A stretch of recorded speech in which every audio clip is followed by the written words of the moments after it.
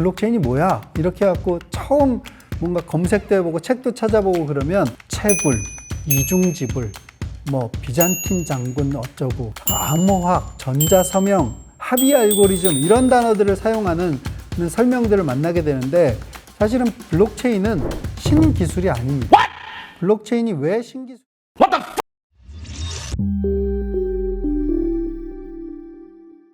안녕하십니까. 알고팍스 시청자 여러분. 저는 블록체인 경제연구소의 장중혁입니다. 저를 아시는 분은 형이 왜 거기서 나와?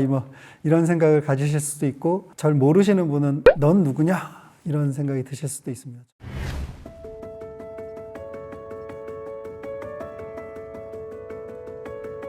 오늘 이제 제가 알고팍스의 스튜디오에 앉게 된 이유가 뭘까 이런 생각을 해봤는데요. 이 강의가 고팍스에서 투자를 하시는 투자자분들한테 도움이 되지 않을까라는 생각을 하신 것 같아요. 근데 제가 오늘 말씀드릴 내용은 어떤 코인이 가격이 올라갈 거다 이런 얘기하고 전혀 상관이 없고요. 그럼에도 불구하고 왜 오늘 강의가 고팍스에서는 여러분들한테 필요하다고 생각했을 것 같으냐면요. 이제 다양한 새로운 코인들이 등장할 때마다 나는 뭐가 달라, 뭐가 더 좋아, 뭐 이런 얘기들이 나오는데 중요한 거는 그 코인들이 모두 그 밑바닥에는 블록체인이라고 하는 공통적인 요소를 갖고 있다는 거죠. 그러면 블록체인, 공통적인 요소로서의 블록체인에 대한 이해도가 어느 정도 생기시고 나면 사실은 새로 등장하는 코인들이 어떤 게 왜 의미가 있고 어떤 거는 왜 의미가 없고 혹은 잘못됐고 이런 것들을 판단하실 수 있는 기초적인 소양을 만드는데 매우 중요한 지식이겠다라는 생각이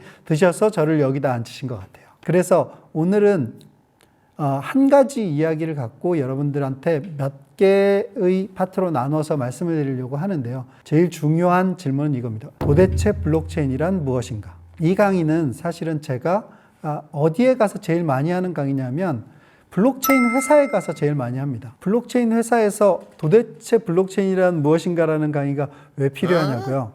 사실은 블록체인 회사들도 어느 정도 성장을 하다 보면 처음에 초기 창업자들은 블록체인을 잘 알겠지만 성장을 하다 보면 다양한 직군의 사람들이 회사 안으로 들어오게 되죠. 마케팅 하는 분도 있고 뭐 재무하시는 분도 있고 세일즈 하는 분도 있고 또 기술을 하더라도 저 코어에 있는 기술을 하는 분들도 있고 스마트 컨트랙 개발하는 분들도 있고 되게 다양해집니다. 그러다 보면 블록체인에 대한 이해가 이렇게 스펙트럼이 되게 넓어지게 되죠. 어떤 분은 아주 잘 알고 있기도 하고 어떤 분은 잘 모르기도 하고 심지어는 블록체인이라는 말을 회사에 입사해서 처음 들어보기도 한 그런 분들이 다양해질 수 있는데 그런 분들이 이렇게 이해도가 다양해지게 되면 무슨 문제가 생기냐면 조직 내에서 소통하는 데 비용이 높아지게 되죠. 소통하는 데 비용이 높아진다는 건 뭘 의미할까요?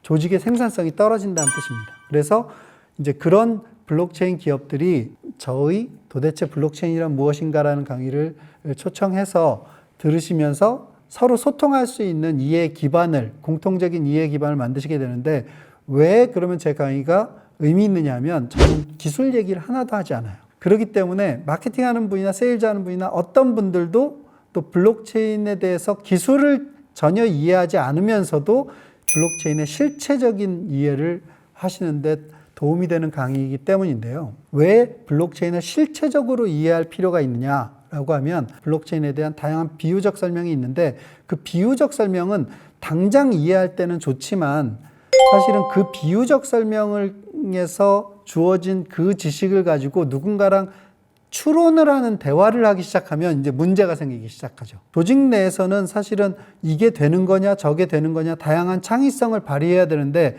창의성을 발휘하는 과정이라는 건 결국은 함께 추론을 해나가는 과정인데요. 추론을 하는 지식의 기반으로 비유적 설명을 머릿속에 갖고 있는 사람들끼리 모여서 하게 되다 보면 블록체인으로 절대 할 수 없는 일을 블록체인으로 할 수 있지 않을까라는 잘못된 오해를 낳기도 하고요.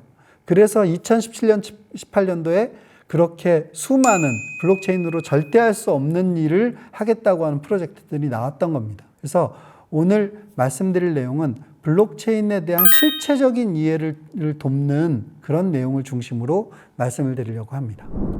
첫 번째 시간에서는 왜 그러면 우리는 블록체인을 잘 이해하지 못했을까를 중심으로 해서 그 이해하지 못한 이유를 좀 설명드리겠습니다. 우리는 사실은 블록체인에 대한 설명, 블록체인이 뭐야? 이렇게 해갖고 처음 뭔가 검색도 해보고 책도 찾아보고 그러면 블록체인에 대한 전형적인 설명을 만나게 돼요. 채굴, 이중지불, 뭐 비잔틴 장군 어쩌고, 뭐 암호학, 전자서명, 합의 알고리즘 이런 단어들을 사용하는 설명들을 만나게 되는데 이런 단어들을 쓰는 설명들을 만났을 때 우리의 느낌은 뭐냐면 이거는 내가 알려고 하면 안 되는 지식이구나 라는 느낌을 확 받게 되죠. 왜냐하면 그냥 그 분야, 그 용어들 하나하나가 사실은 컴퓨터 사이언스 영역에서 되게 오랫동안 그 한 주제만으로 수많은 박사님들이 나온 주제들이거든요. 그거를 우리가 짧게 대중서로 요약해가지고 이해한다라는 것은 불가능하고요. 심지어는 IT 분야의 구현 레벨의 엔지니어들조차도 사실은 그 하나하나를 다 충분히 이해하는 건 쉽지 않습니다. 그렇기 때문에 우리는 그 단어들로 설명된 설명을 듣는 거는 우리에게 적절한 설명이 아닙니다. 우리에게 필요한 설명이라는 거는 사실은 우리가 각각 가지고 있는 그 블록체인을 이용해서 하려고 하는, 달성하려고 하는 목적에 따라서 사실 다른 설명이 주어져야 돼요. 그럼에도 불구하고 지금까지 있었던 블록체인에 대한 설명은 대개는 컴퓨터 사이언스를 한 분들이 설명한 거죠. 왜 그걸 컴퓨터 사이언스 한 분들이 설명하게 됐을까요? IT 시스템으로 개발되어 있는, 즉 소프트웨어로 개발되어 있는 IT 시스템처럼 외형이 되어 있기 때문인데요. 제일 중요한 부분은 사실은 이 블록체인은 IT 시스템이 아니라는 점입니다. IT 시스템이 아닌 것을 IT 전문가들이 설명했기 때문에 사실은 여러분들이 잘 이해하지 못하시게 된 건데요. 무슨 소리냐? 블록체인이 IT 시스템이 아니라니. 그와 관련된 자세한 설명은 뒤에서 좀 더 말씀을 드리도록 하겠습니다. 자, 우리는 상당히 오래전부터 블록체인이라는 얘기를 들었지만 사실은 블록체인에 대한 충분한 이해를 갖고 있지 못한데 그 얘기는 블록체인 산업이 우리에게 충분한 설명 혹은 적절한 설명을 제공해 주지 못했다라는 것이고요. 그러면 왜 이렇게 되었을까? IT 분야에 새로운 뉴 키워드들이 등장할 때마다 사실은 대중들은 다양한 형태의 실체적인 설명을 필요로 하게 되죠. 대중뿐만 아니고 투자자나 그걸 규제하는 기관이나 혹은 그걸 기반으로 사업을 기획하는 사람들이나 이런 사람들은 다 적절한 설명을 필요로 하는데 왜 블록체인만은 실패했을까요? 그런 설명을 우리에게 제공하는데 그거는 사실은 블록체인에 대해서 우리가 이거는 신기술이야 이렇게 생각하고 접근했기 때문입니다. 사실은 블록체인은 신기술이 아닙니다. 자, 신기술이라고 얘기하려면 블록체인을 어떤 관점에서 봐야 되냐면 선행기술에서 무엇이 개선된 기술로서 블록체인을 설명할 수 있어야 돼요. 그런데 블록체인의 선행기술이 무엇일까요? 사실은 많은 컴퓨터 사이언스 하는 분들은, 컴퓨터 엔지니어들은 어떻게 생각했냐면 선행기술이 분산 원장 기술이라고 생각했어요. 분산 원장 기술은 전형적인 컴퓨터 사이언스에서 연구하던 분야예요.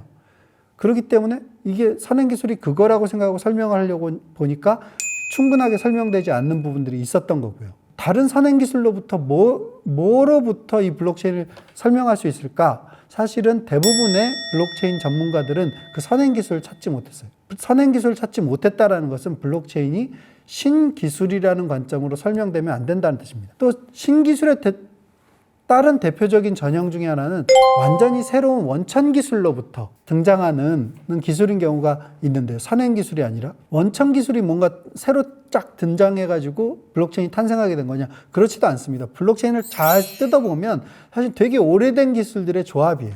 그렇다면 왜 블록체인은 신기술이 아닌 것일까? 사실은 신기술이 아니라 새로운 질문을 던졌기 때문입니다. 새로운 질문을 이해하지 못했기 때문에 우리는 블록체인에 대해서 충분한 이해를 갖지 못하게 됐던 것이고요. 블록체인이 던진 질문을 이해하려고 한 게 아니라 블록체인이 답하는 과정에서 풀이 과정들을 보면서 그걸 설명하는 것을 블록체인에 대한 설명으로 잘못 이해한 거죠. 제가 지금 되게 중요한 말씀을 드리고 있는데요. 우리는 예를 들면 이 세계체제라는 게 뭐냐? 이 질문에 대해서 설명하는 다양한 설명을 알 수 있습니다. 그러면 제일 중요한 건 뭐냐면 이 세계체제란 무엇인가라고 하는 질문이에요. 자, 이 질문의 의미를 충분하게 이해하는 게 그것에 대해서 다양한 답을 하는데 그 답이 의미가 있는지 혹은 이 답을 어떤 방식으로 이해해야 되는지를 매우 중요하게 결정을 하게 되죠. 근데 블록체인은 무슨 질문에 대한 답일까요? 바로 우리가 지금 블록체인에 대해서 충분한 이해를 갖고 있지 못한 이유는 블록체인이 무슨 질문에 대해서 답으로서 제시된 것인지를 최초의 질문을 이해하지 못하고 있기 때문에 그렇다는 거죠. 그러면 블록체인의 최초 질문을 이해하려면 우리는 무엇을 이해해야 될까요? 제일 중요한 비트코인을 이해하는 게 출발점이 될 겁니다.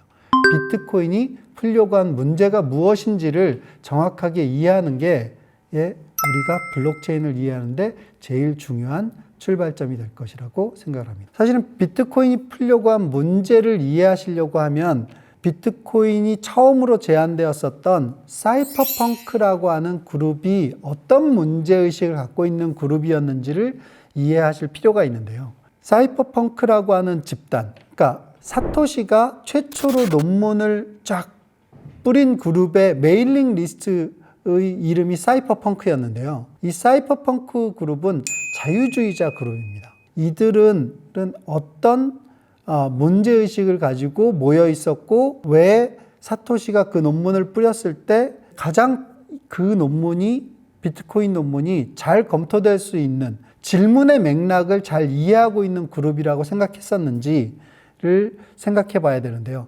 이 사이퍼펑크 그룹들은 자유주의자, 즉 국가와 개인을 약간은 대립적인 관계로 보는 시각을 갖고 있습니다. 그래서 국가는 좀 개인의 자유를 억압하는 존재 이렇게 보고 있었는데요. 사이퍼펑크들이 과연 국가를 어떻게 보고 있었는가라는 걸 이해하는 게 일단은 출발점이 될 것 같습니다. 우리가 사회교과서에서 보면 국가란 무엇이냐? 그러면 국민, 주권, 영토 이런 걸로 구성되어 있다라고 얘기하고 서로 조약이나 교류, 협약 뭐 이런 것들을 통해 가지고 국제적인 관계를 만들면서 국제 질서가 만들어진다라는 설명을 사회교과서에서 가장 전형적으로 받게 되죠. 그런데 이 국가를 설명하는 체제가 이제 사회교과서 수준은 이거고요. 사실 현대 1970년대 이후에 가장 강력하게 현대 국가를 설명하는 대안적인 시각이 하나 있는데 그건 뭐냐면 현대 국가란 세계 체제의 산물이라고 보는 시각입니다. 자, 세계 체제의 산물이라고 얘기하는 건 뭐냐면 2차 세계대전 이후에 사실은 국가들이 과거로부터 있었던 국가들도 있지만 새로운 국가들이 다양하게 탄생했는데요. 왜 그러면 2차 세계대전 이후에 새로운 국가들이 탄생했고 그런 모양으로 탄생해야 했느냐라는 걸 가장 유력하게 설명하는 방식은 어떤 종류의 세계 체제를 완성시키기 위해서 그런 모양의 국가들이 필요로 했다는 거죠. 자, 그럼 2차 세계대전 이후에 세계 체제를 디자인한 원리라는 건 무엇일까요? 대표적으로는 국가 충만론이라고 하는 원리를 생각해 보실 수 있습니다. 제가 국가 충만론이라고 부르는 것은 지구를 모두 국가 또는 국가들의 협력에 의해서 법 체계에 의한 질서가 촘촘하게 지구 전체를 뒤덮는 체제로 만들겠다라고 하는 이 세계 체제의 설계자들이 지향했던 모습이 있다는 거죠. 그게 바로 국가로 꽉 채워진 지구라고 하는 건데요. 이 국가들로 채워진 세계 체제를 만드는 속에서 그 빌딩 블럭이 될 수 있는 국가들이 탄생하게 된 거고, 사이퍼펑크들은 정확하게 어떤 세계 체제론이냐 혹은 국민 국가론이냐 이런 체제론적인 인식을 기반으로 했는지는 모르겠지만 최소한 개개인들의 뜻이 모여서 그것을 국가를 만들고 그래서 국가에 협력해야 되고 이런 관점보다는 국가는 개인들의 뜻과는 좀 독립적으로 권력을 추구하는 집단에 의해서 만들어지고 우리는 그 안에 살고 있는 개인으로서 이 권력을 추구하는 집단으로부터 개개인의 자유나 재산이나 이런 거 어떻게 지켜낼지 이런 문제를 맞닥뜨려 있다라고 하는 생각하는 그룹이 사이퍼펑크라고 생각하시면 될 것 같습니다. 그러면 이제 사이퍼펑크들이 본 이 현대의 국가들 안에서 법정화폐의 의미는 무엇일까요? 법정화폐라고 하는 거는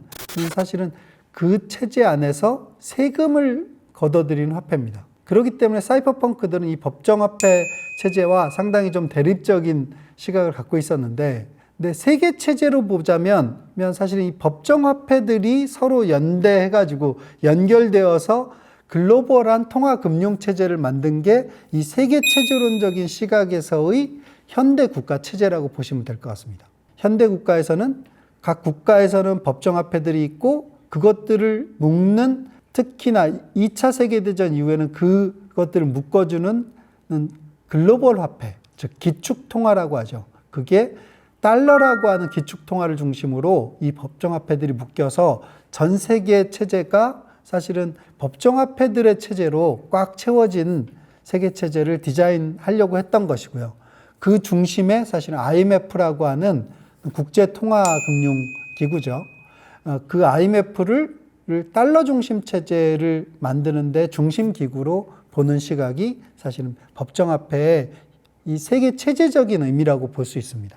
그러면 이제 법정화폐를 그렇게 볼 수 있다라고 했는데, 현대의 화폐는 도대체 기능적으로는 어떤 의미가 있느냐라고 하는 측면을 또 살펴볼 필요가 있습니다. 현대의 화폐는 여러분들이 머릿속에 생각하기에는 중앙은행이 찍어내는 법정화폐라고 생각하실 가능성이 있어요. 근데 사실은 현대화폐는 중앙은행이 찍어내는 화폐가 아닙니다. 금융기관들이 찍어내는 신용화폐 체제고요. 중앙은행은 본원통화라고 하는 아주 소량의 화폐를 찍어내게 되면 그 본원통화를 기초로 해서 금융기관들은 그것의 30배 내지 40배 정도 양의 신용통화라고 하는 걸 발행하게 됩니다. 어떤 형태로 발행되느냐? 여러분들이 사회교과서를 중고등학교 때 잘 기억하신다면 부분 지불 준비금 제도라고 하는 거를 기억하실 수도 있어요. 은행이 예금을 딱 받게 되면 100원을 예금 받았다 그러면 20원만 놔두고 80원을 누구한테 대출해 줄 수 있다면 20원이라고 하는 게 부분 지불 준비금입니다. 예금한 사람이 찾으러 오면 내줘야 되는 걸 몇 퍼센트 정도 갖고 있어야 돼 라고 하는 건데, 실험적으로 보면 지금 일반적인 국가들에서는 이걸 7% 정도 갖고 있으면 요구불 예금을 예금한 사람들이 찾으러 왔을 때 문제가 없더라라고 하는 결과가 있습니다. 통계적 결과가 있는데, 중요한 것은 이렇게 해서 만약에 부분 지불 준비금만 남기고 나머지를 대출해주고 그걸 다시 대출해 간 사람이 예금하고 이렇게 하게 되면 통화량이 증가하는 효과를 가져오게 됩니다. 그걸 승수 효과라고 하는데요. 가장 전형적인 거는 이런 부분 지불 준비금 제도 하에서의 승수 효과에 의해서 만들어지는 신용 창출이지만, 그거 말고도 다양한 형태로 신용화폐는 창출됩니다. 우리가 당장 신용카드만 긁어도요, 이 자체가 신용통화를 창출하게 되는 효과를 갖고 있습니다. 왜냐하면 우리가 지불은 했지만 실제로 본원통화의 이동이 이루어지기 전까지 상황에서 그건 화폐를 찍어낸 거하고 비슷한 효과를 갖게 되는 거거든요. 그렇기 때문에 사실은 다양한 종류의 금융기관들이 신용통화를 창출하게 되고, 또 사실은 개인들 간에도 신용통화가 창출되기도 합니다. 어떤 거래 계약이죠. 예를 들면 제가 아침에 출근을 하다가 보니까 면도를 안 했네? 평소에 잘 알고 지내는 슈퍼 아줌마한테 제가 주머니에 돈도 없고 지갑도 안 갖고 나왔는데 면도기를 하나 갖고 가면 이따가 퇴근하면서 들려서 갖고 가겠다. 그래서 1,000원짜리 면도기를 하나 들고 나왔어요. 그러면 그 순간에 1,000원이라고 하는 신용통화가 창출된 겁니다. 자, 이제 어떻게 신용통화라고 하는 것이 만들어지는지 여러분들한테 말씀드렸는데, 제가 개인적인 거래 관계에서도 신용통화는 만들어질 수 있지만 가장 대량으로 어마어마하게 많은 양을 찍어낼 수 있는 메커니즘을 갖고 있는 곳들이 바로 금융기관들입니다. 그 금융기관들을 통해서 본원통화의 30배에서 40배 정도의 신용통화가 만들어지는 게 현대의 화폐라고 보시면 됩니다. 그렇다면 특정화폐가 아니라 사실은 우리는 어떤 화폐 체제에 살고 있는 거냐면 시중은행들이나 금융기관이 찍어내는 화폐 체제에 살고 있는 겁니다. 현대의 법정화폐 체제라고 하는 것은 정확하게 보면 법정화폐의 명분을 가진 금융기관들이 만들어낸 신용화폐 체제다 라고 말씀드릴 수 있을 것 같고요. 그 신용화폐 구성 요소로는 금융 서비스 같은 것들이 잔뜩 들어있다라고 생각하시면 될 것 같습니다. 그래서 현대의 법정화폐는 과거의 법정화폐하고는 상당히 다른 것이고요. 아까 제가 말씀드릴 때 법정화폐들이 뭐로 연결된다라고 말씀드렸냐면 달러라고 하는 기축통화로 연결돼 있다라고 말씀을 드렸어요. 그런데 만약에 이게 신용통화 중심의 법정화폐라면 뭘 중심으로 연결됐을까요? 맞습니다. 여러분들이 상상하시는 미국의 금융 시스템을 중심으로 연결되어 있는 체제가 지금 현대의 바로 법정화폐 금융 시스템이라고 생각하시면 될 것 같습니다. 전 세계 금융화폐 시스템은 누가 장악하고 있는 거냐? 미국의 달러 중심의 금융화폐 시스템이 장악하고 있고 그들이 만들어낸 신용화폐를 통해서 좌우되고 있다고 생각하시면 맞을 것 같습니다. 비트코인의 전사에 대해서 조금 말씀드리려고 하는데요. 비트코인 전사로서 우리가 또 살펴봐야 되는 트렌드는 뭐가 있느냐? 바로 인터넷 자유주의라고 하는 트렌드입니다. 사실 인터넷이 처음 나왔을 때 자유주의자들은 국가로부터 좀 독립적인 네티즌들의 자율적인 공간이 될 것이다 라고 생각하고 거기에 환호를 했어요. 하지만 실제로 그런 일들이 벌어졌느냐?